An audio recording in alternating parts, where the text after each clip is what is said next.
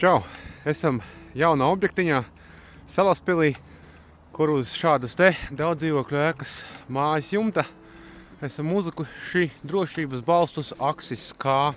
Diametrs 50 mm un augstums šim konkrēti 60 cm. It kā te pa perimetru ir jumta nožogojums, bet ir kaut kādas zonas, kur tas nožogojums nav, bet normatīvi prasa, ka tur ir jābūt vai nožogojumam, vai arī tādam drošības balstam.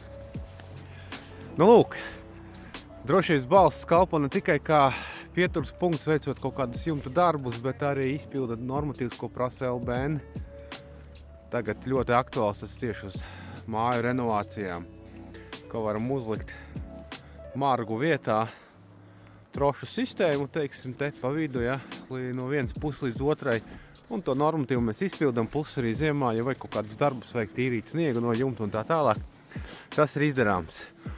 Nu lūk, balsts stiprinās pie nesošās pamatnes, šajā gadījumā dzelzbetons, ar speciālām skrūvēm, kas atbilst normatīviem. Panelis ļoti labs, skrūvs turās iekšā, pievelkam un ņūtona atslēgu pēc noteiktiem ņūtoniem. Nu, šobrīd hidroizolācija apkārt nevar uzlikt. Esam uzlikuši hermētiķi līmi. Nu, tāda normāla. Lūk, šeit -15.